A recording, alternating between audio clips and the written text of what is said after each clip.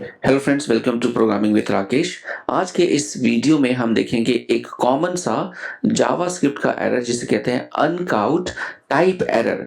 और वो कहता है can not read property of undefined reading property. So होता क्या है, जावास्क्रिप्ट के अंदर आप किसी प्रॉपर्टी को एक्सेस करना चाहते हो लेकिन वो अनडिफाइंड होता है और इस कारण से ये एरर आता है। चलिए इसको समझते हैं। देखिए मोस्टली ये एरर जो होता है ऑब्जेक्ट, जब आप नेस्टेड ऑब्जेक्ट के अंदर काम करते हैं या किसी एरे के अंदर काम करते हैं तब आपको ये दिखता है। एक सिनेरियो लेते हैं और यहाँ पर आप देख सकते हैं यूजर डेटा के नाम का एक हमने ऑब्जेक्ट लिया है। इसके अंदर यूजर अगेन एक की है, ठीक है, ये की है और इसकी प्रॉपर्टी अगेन ये इसकी प्रॉपर्टी है जिसके अंदर नेम एड्रेस, दो नाम, इसके दो प्रॉपर्टीज है। एड्रेस अगेन एक ऑब्जेक्ट है जिसके अंदर ये दो प्रॉपर्टी है, स्ट्रीट और सिटी।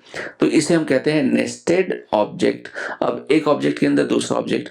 अब हम क्या करने वाले हैं, हमें बेसिकली सपोज सिटी को प्रिंट करना है। तो सिटी बेसिकली कहाँ है, सिटी इस जगह है, नेस्टेड है। तो हम लिखेंगे यूजर डेटा के अंदर यूजर, उसके अंदर एड्रेस और उसके अंदर सिटी, मतलब user data dot user dot address dot city. ये सही तरीका है वैसे तो, और इसके थ्रू आपको एनी टाउन ये आपको यहाँ पर प्रिंट हो जाना चाहिए, लेकिन ऐसा होता नहीं है। कई बार क्या होता है कि ये जो चेन है यूजर डेटा का, उसके अंदर यूजर का, उसके अंदर एड्रेस का, इनमें से कोई सा भी डेटा जो है वो हो सकता है आपका नल हो या अनडिफाइंड हो। तो अगर आप किसी नल या अनडिफाइंड के अंदर की प्रॉपर्टी को एक्सेस करना चाहोगे तो वहां पर एरर आ जाएगा। तो ये है बेसिकली इसका इशू। ठीक है, आपको प्रॉब्लम समझ में आ गई होगी। और इसका सॉल्यूशन क्या है, सॉल्यूशन जो है बहुत ही सिंपल है। हमारे पास एक ऑप्शन होता है ऑप्शनल चेनिंग का। ऑप्शनल चेनिंग जो होता है उसके लिए हम यूज करते हैं क्वेश्चन मार्क। क्वेश्चन मार्क जिसे ऑप्शनल चेनिंग कहते हैं, ये एक एलिगेंट और कंसाइज सॉल्यूशन है। यूज कैसे करना है, हम यूज करेंगे यूजर डेटा जो पहला हमारा ऑब्जेक्ट था, उसके बाद हम लिखेंगे ऑप्शनल चेनिंग, क्वेश्चन मार्क लगाएंगे। अगर यूजर डेटा एग्जिस्ट करता है, नल या अनडिफाइंड नहीं है, तो उसके बाद फिर यूजर को टेस्ट करो, चेक करो।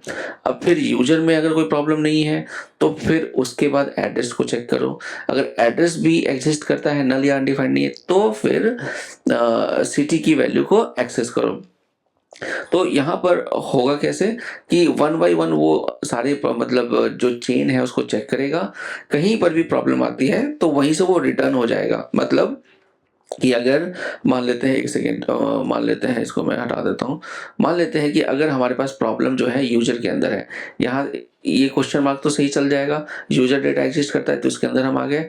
लेकिन अगर यूजर डेटा नल है या अनडिफाइंड है तो यहाँ पर इसके आगे वो कोड एग्जीक्यूट नहीं होगा और एड्रेस और सिटी हम एक्सेस नहीं करेंगे और यहीं से रिटर्न हो जाएगा सिटी जो है आपका अनडिफाइंड यहाँ पर चला जाएगा। तो इस तरीके से हम इस प्रॉब्लम को सॉल्व कर सकते हैं। Solution is optional चेनिंग। चलिए तो इसके बेनिफिट भी देख लेते हैं। बेनिफिट बेसिकली इसका क्या है, ये कोड आपका क्लीन और कंसाइज हो जाता है। इसमें एरर्स भी प्रिवेंट आप कर सकते हो क्योंकि बहुत ही सिंपल आपका यहाँ पर सॉल्यूशन है। और रीडेबिलिटी भी, जैसे जो कोड पढ़ते हो आपको बहुत ही अच्छा कोड पढ़ने में समझ में आता है। देखिए यहाँ पर मैं आपको फिर से दिखा देता हूँ कितना सिंपल सा कोड हो गया, user data question mark dot फिर यूजर क्वेश्चन मार्क डॉट। तो बहुत ही सिंपल सॉल्यूशन है और बहुत ही एलिगेंट है। आई होप आपको ये वीडियो क्लियर होगी। वीडियो पसंद आई हो तो चैनल को सब्सक्राइब जरूर करें, वीडियो को लाइक करके अपने दोस्तों में शेयर जरूर करें। चलो मिलता हूँ नेक्स्ट वीडियो में।